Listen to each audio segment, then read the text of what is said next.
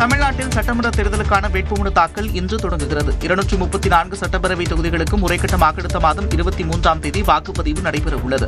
இதற்கான வேட்புமனு தாக்கல் இன்று முதல் 6ஆம் தேதி வரை நடைபெறவுள்ளது. இந்த நாட்களில் மகாவீர் ஜெயந்தி, வங்கி ஆண்டு கணக்கு முடிவு, புனித வெள்ளி, ஞாயிற்றுக்கிழமை வருவதால் வெறும் 4 நாட்கள் மட்டுமே வேட்புமனுக்களை தாக்கல் செய்ய முடியும். காலை 11 மணி முதல் பிற்பகல் 3 மணி வரை வேட்பாளர்கள் தேர்தல் நடத்தும் அலுவலரிடம் நேரில் சென்று வேட்புமனுக்களை தாக்கல் செய்யலாம். ஆன்லைனில் வேட்புமனுக்களை தாக்கல் செய்தாலும் அதன் நகலை நேரில் வழங்க வேண்டும். வேட்பாளர்கள் வேட்புமனு தாக்கல் செய்யும் போது அவர்களுடன் 5 பேர் மட்டுமே வர வேண்டும் என்றும், பேரணியாகவோ ஊர்வலமாகவோ வந்தால் தேர்தல் நடத்தும் அலுவலர் அலுவலகத்திற்கு 100 மீட்டருக்கு முன்பே அனுமதி மறுக்கப்படும் என்றும் தெரிவிக்கப்பட்டுள்ளது. முதலமைச்சர் மு க ஸ்டாலின், தவிக தலைவர் விஜய், நாம் தமிழர் கட்சி ஒருங்கிணைப்பாளர் சீமான் ஆகியோர் இன்று வேட்புமனுக்களை தாக்கல் செய்கின்றனர். எதிர்வரும் சட்டமன்ற தேர்தலுக்கான வேட்புமனு தாக்கல் இன்று தொடங்குகிறது. அந்த வகையில் கொளத்தூர் தொகுதியில் போட்டியிடும் முதலமைச்சர் மு க ஸ்டாலின் இன்றே தனது வேட்புமனுவை தாக்கல் செய்கிறார். இதேபோல் பெரம்பூரில் போட்டியிடும் தவிக தலைவர் விஜய் மற்றும் நாம் தமிழர் கட்சி ஒருங்கிணைப்பாளர் சீமானும் இன்று வேட்புமனு தாக்கல் செய்கின்றனர். மேலும் நாம் தமிழர் கட்சியைச் சேர்ந்த அனைத்து வேட்பாளர்களும் இன்று தங்களது வேட்புமனுக்களை தாக்கல் செய்கின்றனர். இந்நிலையில் வேட்புமனு தாக்கல் செய்பவர்கள் படிவம் 2B மற்றும் படிவம் 26 ஆகியவற்றை பூர்த்தி செய்து தேர்தல் நடத்தும் அலுவலரிடம் வழங்க வேண்டும். படிவம் 2Bயில் வேட்பாளரின் பெயர், அவரது முகவரி, அவர் குறிப்பிட்ட கட்சியின் வேட்பாளரா அல்லது சுயேட்சையா என்ற விவரங்களை தெரிவிக்க வேண்டும். இதேபோன்று பிரமாண பத்திரத்தில் வேட்பாளரின் சொத்து விவரங்களையும் அவரது கணவர் அல்லது மனைவியின் சொத்து விவரங்களையும் தெரிவிக்க வேண்டும். வேட்பாளர் மீது ஏதேனும் குற்ற வழக்குகள் நிலுவையில் இருந்தாலும் அது குறித்தும் வேட்புமனுவில் தகவல் தெரிவிக்க வேண்டும். சென்னை மாவட்டத்தில் உள்ள தொகுதிகள் உட்பட 17 தொகுதிகளுக்கான அதிமுகவின் இறுதிக்கட்ட வேட்பாளர் பட்டியல் வெளியிடப்பட்டது. அதிமுக 167 தொகுதிகளில் போட்டியிடும் நிலையில் 150 தொகுதிகளுக்கான வேட்பாளர்கள் ஏற்கனவே 2 கட்டங்களாக அறிவிக்கப்பட்டன. இந்நிலையில் மீதமுள்ள 17 தொகுதிகளுக்கான வேட்பாளர்கள் கொண்ட பட்டியலை அக்கட்சியின் பொதுச் செயலாளர் எடப்பாடி பழனிசாமி வெளியிட்டார். அதன்படி கொளத்தூர் தொகுதியில் முதலமைச்சர் மு க ஸ்டாலினை எதிர்த்து சந்தான கிருஷ்ணன் போட்டியிடுவதாக அறிவித்துள்ளார். சேப்பாக்கம் திருவல்லிக்கேணி தொகுதியில் துணை முதலமைச்சர் உதயநிதி ஸ்டாலினை எதிர்த்து அதிமுக அமைப்பு செயலாளர் ஆதி ராஜாராம் களமிறக்கப்பட்டுள்ளார். துறைமுகம் தொகுதியில் ராயபுரம் மனோ, விருகம்பாக்கம் தொகுதியில் விருகை ரவி ஆகியோர் போட்டியிடுவதாக எடப்பாடி பழனிசாமி அறிவித்துள்ளார். தியாகராய நகரில் சத்யநாராயணன், வேளச்சேரியில் அசோக், சோழிங்கநல்லூரில் KP கந்தன், RK நகரில் ராஜேஷ், வெள்ளிவாக்கம் தொகுதியில் விஜயகுமார் போட்டியிட உள்ளனர். ஆலந்தூரில் அமைச்சர் தாமோ அன்பரசனை எதிர்த்து சரவணன் களமிறக்கப்பட்டுள்ளார். எழும்பூர் தனி தொகுதியில் அபிஷேக் ரங்கசாமி போட்டியிட உள்ளார். ஆலங்குடி தொகுதியில் விமல், திட்டக்குடி தனி தொகுதியில் முருகுமாறன் களமிறக்கப்பட்டுள்ளனர். திருச்சுழி தொகுதியில் அமைச்சர் தங்கம் தென்னரசுவை எதிர்த்து ராஜவர்மன் போட்டியிடுவதாகவும் அறிவிக்கப்பட்டுள்ளது. சென்னையில் 3 பெண் வேட்பாளர்களை அதிமுக களமிறக்குகிறது. 1000 விளக்கு தொகுதியில் முன்னாள் அமைச்சர் பாவலர்மதி, அண்ணாநகர் தொகுதியில் முன்னாள் அமைச்சர் கோகுலேந்திரா, திருவிக நகரில் தமிழ் மாநில பகுஜன் சமாஜ் கட்சியின் தலைவர் பொற்குடி ஆம்ஸ்டாங் ஆகியோர் களம் காண்கின்றனர்.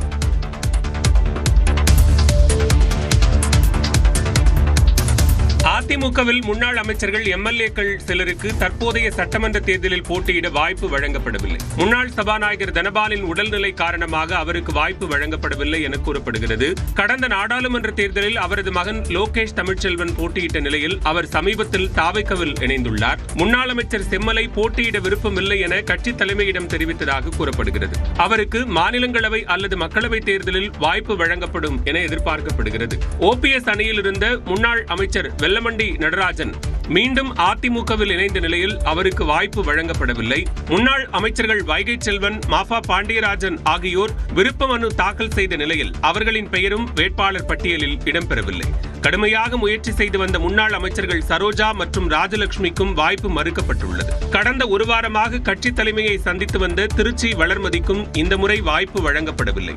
இதேபோன்று முன்னாள் அமைச்சர் சின்னையா தேர்தலில் போட்டியிட பெரிய ஆர்வம் காட்டவில்லை என கூறப்படுகிறது.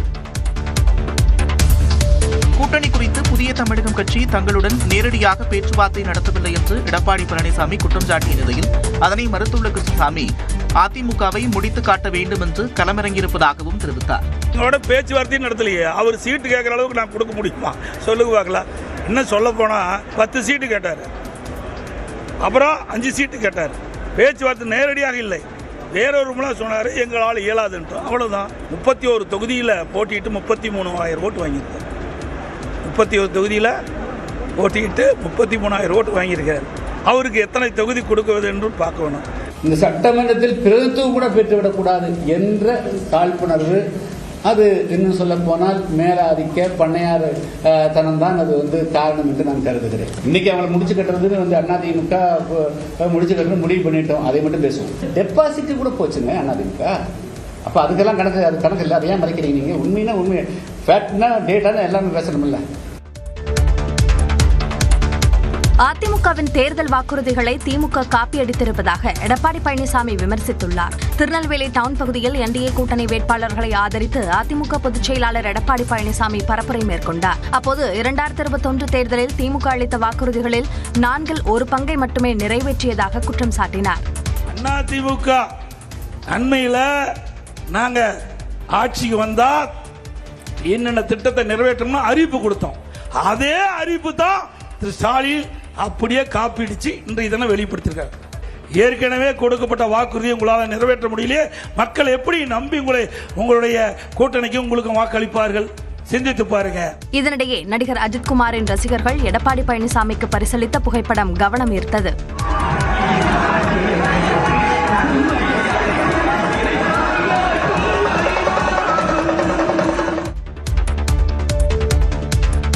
திமுக கூட்டணியில் இந்திய கம்யூனிஸ்ட் கட்சி சார்பில் போட்டியிட உள்ள வேட்பாளர்களின் பட்டியலை அக்கட்சியின் மாநில செயலாளர் வீரபாண்டியன் வெளியிட்டார். கடந்த முறை வெற்றி பெற்ற ராமச்சந்திரனுக்கு தளி தொகுதியிலும், மாரிமுத்துவிற்கு திருத்துறைப்பூண்டியிலும் மீண்டும் வாய்ப்பு அளிக்கப்பட்டுள்ளது. பவானிசாகர் தொகுதியில் சுந்தரத்துக்கும், திருப்பூர் வடக்கில் ரவிக்கும் மீண்டும் வாய்ப்பு தரப்பட்டுள்ளது.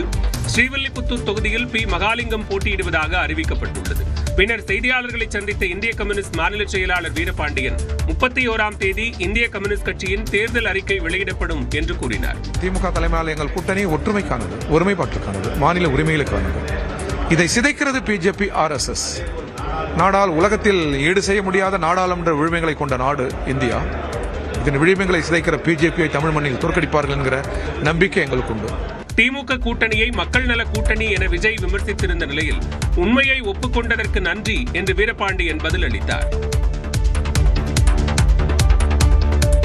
கோவையில் பிரதமர் நரேந்திர மோடியை வரவேற்க அனுமதிக்கப்பட்டவர்களின் பட்டியலில் பெயர் இருந்தும் தமிழ்நாடு பாஜக முன்னாள் தலைவர் அண்ணாமலை பங்கேற்காதது சந்தேகத்தை எழுப்பியுள்ளது.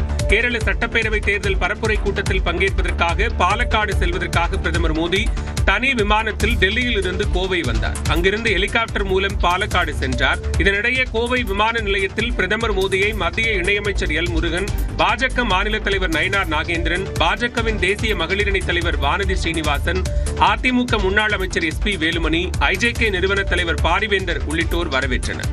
ஆனால் கோவையில் இருந்து அண்ணாமலை பிரதமரை வரவேற்க செல்லாதது சந்தேகத்தை எழுப்பியுள்ளது. பிரதமரை வரவேற்கிறதுக்கு அண்ணாமலை வரல, கோவையில வீட்டுல தான் இருக்காரு. ஆனா பிரதமரை வரவேற்கிறதுக்கு வரலையே, இல்ல நான் வந்த உடனே நான் கேட்டேன் அண்ணாமலை எப்ப வராருங்க அப்படின்னு கேட்டேன். அதுக்கப்புறம் இல்ல லிஸ்ட்ல நாங்க எல்லாம் போட்டு தான் அனுப்பிச்சோம், அவரு தான் வரல அப்படிங்கிற ஒரு தகவல் வந்தது. கடந்த சட்டப்பேரவை தேர்தலில் அரவக்குறிச்சி தொகுதியிலும், கடந்த மக்களவைத் தேர்தலில் கோவை தொகுதியிலும் அண்ணாமலை போட்டியிட்டார். ஆனால் இந்த முறை போட்டியிட வாய்ப்பு வழங்கவில்லை என்று கூறப்படும் நிலையில் பிரதமரை வரவேற்க அண்ணாமலை செல்லாதது பல்வேறு கேள்விகளை எழுப்பியுள்ளது.